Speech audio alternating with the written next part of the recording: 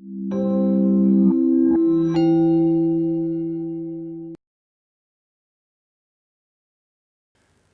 are the trends that will, in a way, convince us that we are talking about a sustainable growth story? I would like to identify 6 trends. And in fact, all of you know about them, but I think it is very interesting in a way to put them together, because you see that you get into a kind of critical mass, into a kind of point of no return in this growth dynamic. Trend number 1, the demographic trend. All emerging markets, except China, which is now paying the price of a single-child policy and which had seen its working force shrink for the first time ever in 2012 by 3.4 million people, except for China and for Brazil, which, strangely enough, has the demographic structure of a developed country. All these emerging market countries, the countries that we call the new constellation of growth in the global economy, all these countries are on a demographic dividend. And I think the country which is in the best position in that respect is India.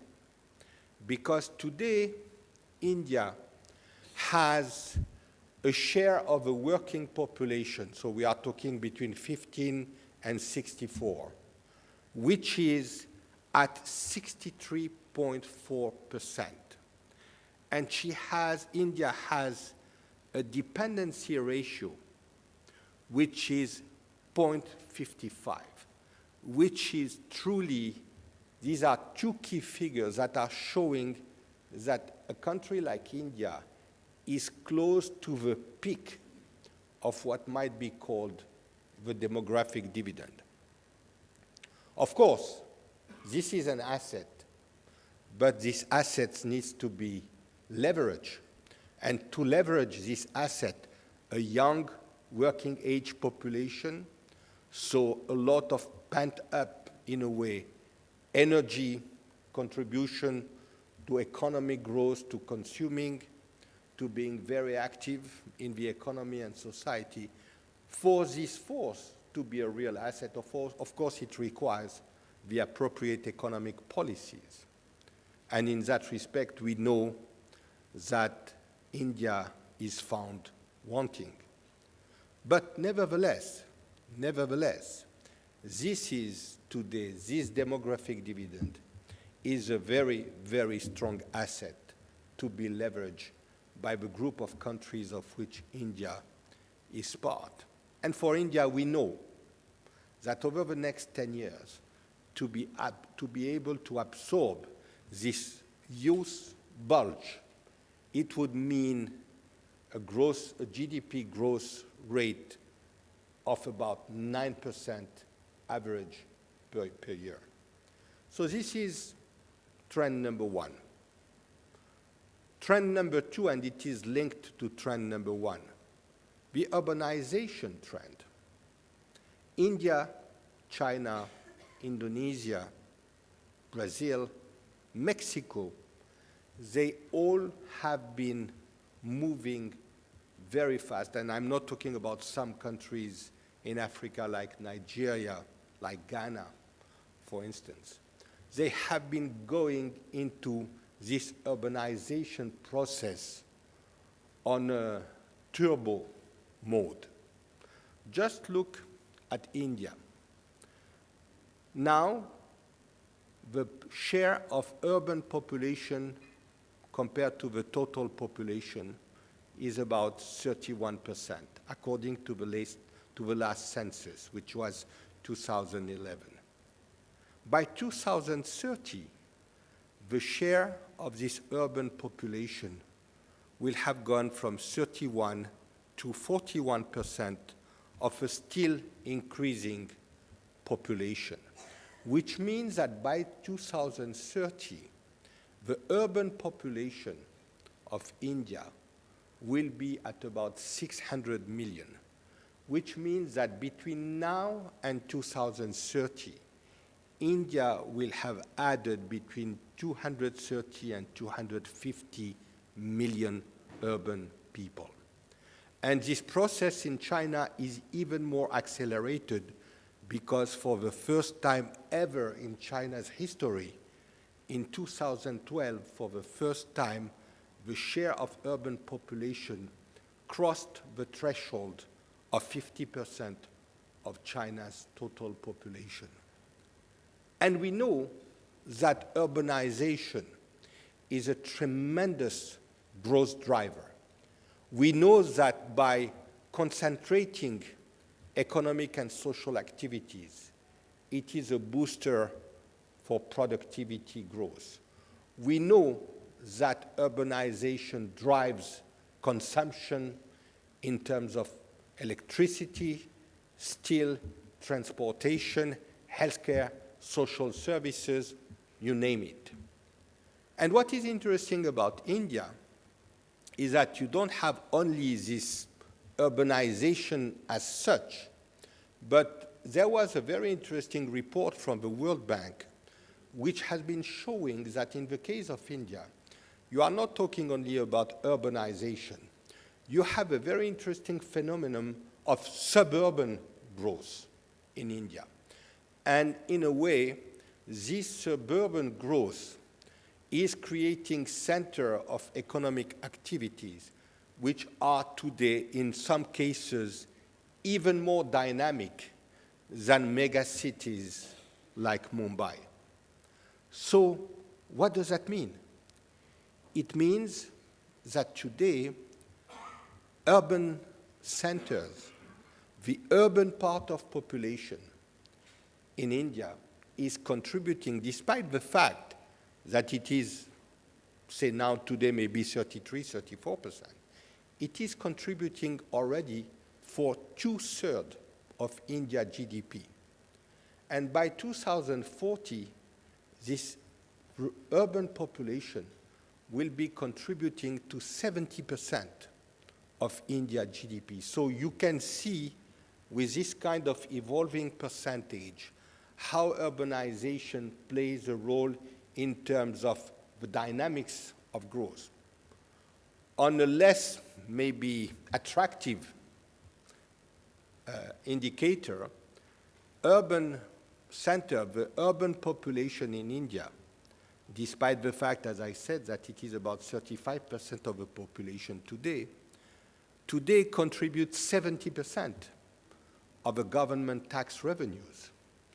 And by 2030, it will represent more than 80% of government tax revenues. So this gives you the kind of notion on how urbanization is today the kind of trend that leads, I was about to say, almost automatically to boosting economic growth. Trend number 3, and Shashank has mentioned it before, the emergence of a middle class. We see that in every single emerging market, whether you are talking about Africa, which has today the fastest rising growth, for instance, of cell phones. You see it in Latin America, in countries like Mexico, Peru, Colombia. Chile is a more established case. Brazil, which has seen 30 million added to the middle class because of, thanks to the policies of President Lula. You see it in China, of course, you see it in India. Let us focus on India. Today, if you take the criteria applied by the main think tank, economic think tank in India, which is revenues, of course, it is a little bit changing because of the evolution of the rupee, but if you take revenues between the equivalent of $5,000 to $25,000, today you have 267 million people, according to this think tank. The the National Institute for Applied Economics, you have 267 million people who would qualify as middle class, meaning by that from a minimum to a much larger element of disposable income. By 2030, we will have a situation where this number of 267 million will have grown to 500 million. And this estimate, in a way, is corroborated by the studies made by the World Bank. So you have this pent-up demand, this pent-up expectation of this growing number of people accessing to a situation where they have something left once they have spent their revenues on the more basic needs. And what is interesting is that beyond this fledgling middle class, and I was reading in the documents the fact that today India has more than 125, or it has 126,000 millionaires in US terms. Beyond this fledgling middle class, you have a whole new category of people who are now embracing the technology-driven, capital-intensive based activities. They are, if you want, the nouveau riche, as we see, for instance, in China, but they are the ones who are really creating not only a new economic context, but they are creating a new social and psychological mindset in the country. And beyond and above the role that this fledgling middle class is playing in terms of contributing and spurring economic activity, there is no underestimating the element of dynamism, the element of social transformation, the element of pushing the envelope in terms of expectation for the future of this country that this fledgling middle class is bringing to the table. And what is very interesting with respect to India, but this is the case also in China, it is much less the case in Brazil or in a country like Mexico or Peru, but what is interesting, at least in the case of China and India, is that when you are talking about this middle class, you are not talking only about people in urban areas. You are talking also about the middle class in rural areas. Talk to one of the leading company of fast-moving consumer goods in India, and I will not mention the name of the company, but their greatest profitability come from their share of the market in rural areas. For instance, if you take some very basic commodities like shampoo or soap, the luxury brand of these shampoos and soap are respectively sold better and more in rural areas than in urban areas, according to what the CEO of this company was mentioning to me some time ago. So you can see here what it means in terms of, you mentioned automotive before, Shashank, but we can see what it means, of course, in terms of fast-moving consumer goods. We can see what it means in terms of media, entertainment, computers, you name it. So this is my fourth, if I'm not mistaken, trend. Let me go to the next one, and many of you in this room can attest to that. It is the new MNCs from the emerging market. The emergence of new MNCs from emerging market, in my view, is the most significant changing factor in the global economic landscape. You have today a group of about, say, 300, 350 new MNCs from emerging markets. And they are revolutionizing the game. They are fast-moving. Many of them have a lot of cash. They have made their teeth in the most difficult markets in the world. They are agile. The fact that many of them are family-owned or family-dominated makes them very adept at making fast decisions. And they are, in a way, giving a run for their money to the more established MNCs. They are changing the competition game at the global level. And in that respect, India has a very prominent, I would say, very enviable position, because a lot of these MNCs are of Indian origin or Indian originated, meaning by that, if you look at some MNCs, for instance, in a country like Singapore, you will see the size of the importance of the Indian component, or if you go to some MNCs in the Gulf countries. And Indian companies, Indian MNCs, are among the most sophisticated in the world. They are the ones who, as soon as government allowed for that, have been expanding abroad, have been expanding through acquisition, have been expanding through joint ventures, and this has allowed these companies to acquire technology, marketing, management skill, which has reinforced their position on domestic market, but which have at the same time increased their competitiveness at the global level. And so this group of MNCs are today becoming a key driving factor for economic growth in their respective countries, not only because of the kind of activities that they have as their contribution to GDP growth, but because of the kind of multiplier impact that they create by their activities, their philosophy, etc., etc. So this is my trend. Let me go to the next one. And I think it is a very important one. What we see today is an incredible shrinking of time to knowledge, what I call time to knowledge. Or if you want to use another term, technology convergence.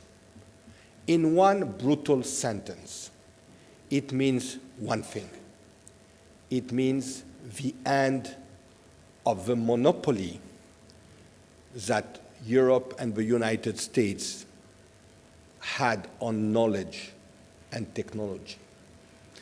And this has, as you can imagine, as you live yourself in your daily activities, tremendous implication. Let me give you some elements who are contributing mightily to this shrinkage of time to knowledge.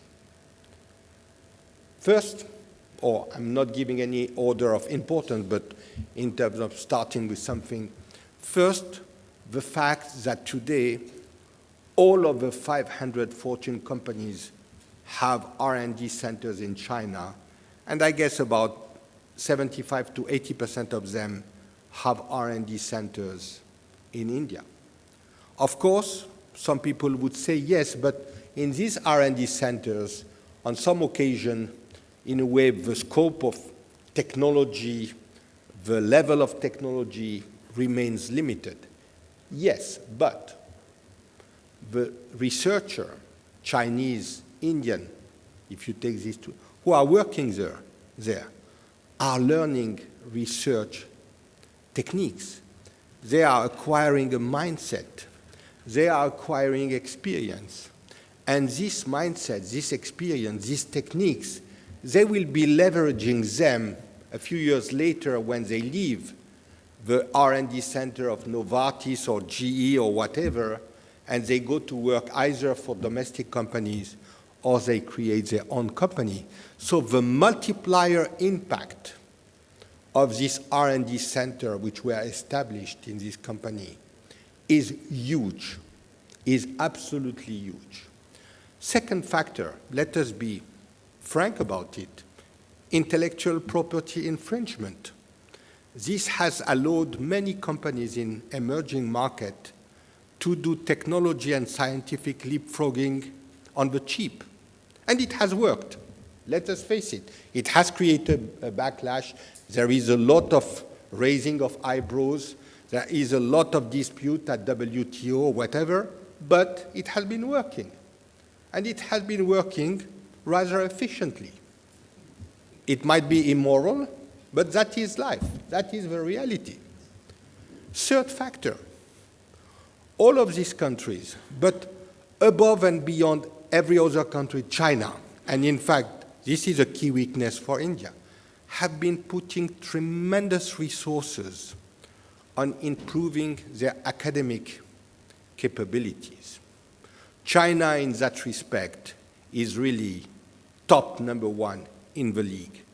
What the saving grace for India, despite the abysmal failure of government policy in education, the saving grace for India has been the boom in the private education sector. And I think in that respect, it is interesting to see that in many emerging markets, private education is one of the most booming, most profitable sector of new activities that we have seen in these countries. Another factor contributing to this technology convergence, shrinking of time to knowledge. Just take India.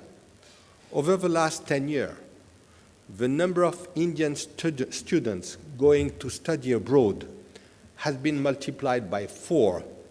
In 2000, it was about 55,000 students. Today, it is about 210, 220,000 students studying abroad. As a matter of comparison, China has every year 400,000 students abroad, out of which 180,000 are in the United States.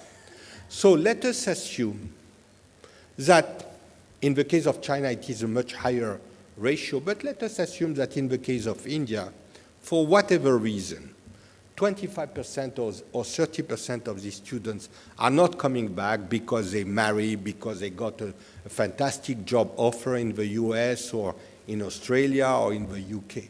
Nevertheless, it means that every year, 150,000 young people are coming back with a PhD, with a good graduate, with an MBA, and they are leveraging this acquired knowledge in the activities of the companies that they create or which provide an employ to them. Next factor contributing to this shrinkage of time to knowledge, it is the fact that, as I mentioned before, you have the new MNCs. And many of these new MNCs actually, at the present moment, are leveraging and integrating new technologies at a faster pace than established MNCs. They are really using this knowledge acquisition at a kind of crazy pace for some of these companies, sometimes with a lot of waste, sometimes with a lot of trial and error, but nevertheless, the process is moving ahead. And this is, of course, contributing to the competitiveness and to, in a way, increasing the knowledge capital that you have in a given country. And last of these factors, the IT and communication revolution. The combined impact of these two revolutions has created a source, an open source for knowledge acquisition, corroboration, that is being tremendously used in these emerging market countries again for leapfrogging. So you have these trends that I have mentioned, these 6 trends, which in my view contribute to assert the notion of the sustainability of this growth story. Now, it is true that for this growth story to expand, acquire even more momentum, this requires the appropriate government policies.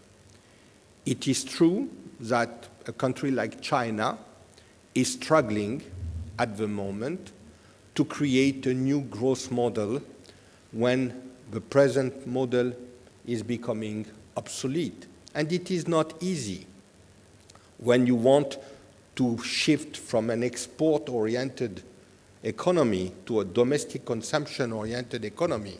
Let us just keep in mind that Japan has been trying that for the last 30 years and has not yet succeeded.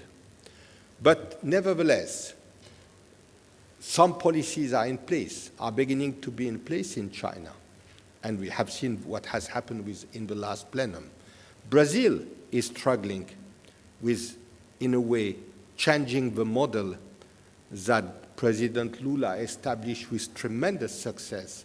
But in a way, this model of redistribution of wealth at this moment is in a phase of declining benefits. And in some respect, Brazil, and I don't want, maybe my colleague here will have a different perspective, but I think the problem of Brazil today is that because of dogmatic approach from the present president, Brazil is not able to renew the growth model that has worked so well for it in the last 10 years. India, everybody in this room knows what kind of policies are needed to free the economy from the straitjacket of constraints which have been hampering growth. Everybody in this room knows what needs to be done to create more, in a way, predictability in the legal and regulatory environment. Everybody in this room knows what needs to be done to at least limit, I'm not saying eliminate, but limit the pervasive corruption which is, in a way, creating so much damage to the economy of this country. But the question is not knowing what needs to be done. The question is, in fact, having the political will to do it. The question is leadership. But in that respect, I think one source of hope, at least for me, I have been coming to India now for 42 years. And so I have gone, as many of my Indian friends, through phases of despair, cynicism, hope, exhilaration at some stage, and now wait-and-see attitude.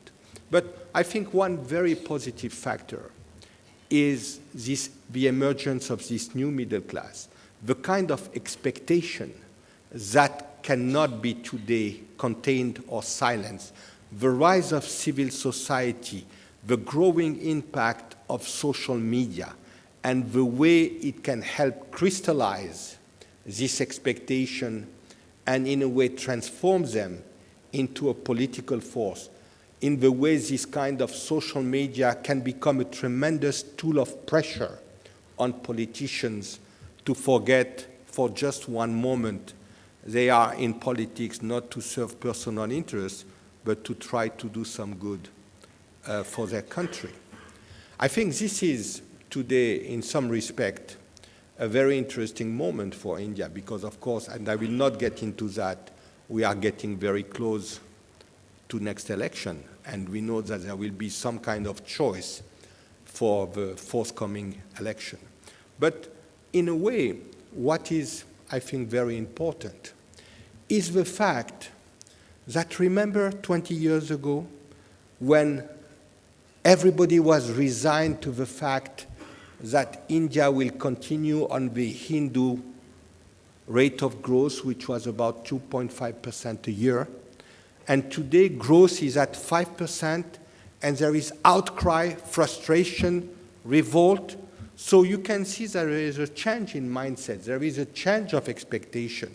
People have been living with 8, 9, 10% growth in some recent years, and when you got a taste of that, it is very difficult to give up on that and to accept that you are going to earlier phases. And so I think this is something which should be, in a way, a source of hope. India, for too many years, has been a country which has been punching below or under its weight. And I think at the moment there could be some good sources for change. But this means that India needs to leverage its asset. In that respect, just take one example, small example. Look at SAARC, the regional grouping of which India is and should be a natural leader. Look at the failure of India to leverage the potential that SAARC and the trade arrangement within SAARC could provide in terms of creating an additional booster for growth for the Indian economy. Look at this tremendous failure and compare that with the way, of course the situations are different, but nevertheless, compare that with the way China is leveraging its economic linkages with ASEAN countries. Look at another factor. Today, we see that globalization will not be what people thought it would be in the 90s. In the 90s, people thought that globalization would mean Americanization. People thought that, and you remember the time of the Washington Consensus, that in a way globalization was the kind of bulldozer which will make the whole world adopt the free market parliamentarian democracy compact that Washington wanted to promote. But in some respect, the crisis of 2008 has been the closing chapter of this era. It has been the closing chapter of the era of the domination of the Western world on the global economy, because people realized that Americans and Europeans didn't have better solution to their own problem than what they were advocating for other countries. And so what you see today, despite all the difficulties of the economic model in China, that you have an economic model in China which presents a lot of attractions to other countries' emerging market. You see that Mr. Putin, not over his dead body, will accept the American model of globalization. You see that continental Europe doesn't want the American model of globalization. You see today that, in fact, globalization will not have one face, but will have a multifaceted, fragmented, in a way, perspective. And in that context, you need to ask, where does India stand in all of this? How is India going, in a way, to assert its voice in this changing globalization, multifaceted globalization? Of course, India is trying to leverage some influence through the G20 framework. But as long as it has an economy which is not, I would say, credible enough to achieve 9–10% growth on a sustainable basis, this will be empty claims because, in fact, people look at results and they look at success. And in that respect, whatever the difficulties, again, China is a much more convincing story than India's story. But of course, again, one element here, again, which is a source of hope, is that even 15 years ago, multinational companies could say, look, India is too much a pain in the neck. Too many uncertainties, too many problems, too many headaches. Let us bypass India. Let us focus on China, Indonesia, other emerging markets. Today, it is not anymore possible. Today, it is not anymore possible to bypass India, to ignore India. So, of course, you might find a consolation saying, oh, we are maybe a pain in the neck, but you cannot bypass us. But I think it would be a very scant consolation to have this kind of grudging acceptance of a necessity of India in some respect, or the unavoidability of India. I think it is maybe time, and the leaders, the business leaders of this country, people like you, my friends, in this room, can contribute to the fact that, in a way, from being a kind of grudging necessity, India becomes fully a very bright opportunity. It is maybe time also that people realize the tremendous cost for people in this country of unrealized potential. After all, there is no fatality that will, in a way, condemn India or consign India to continue punching below its weight. Thank you very much.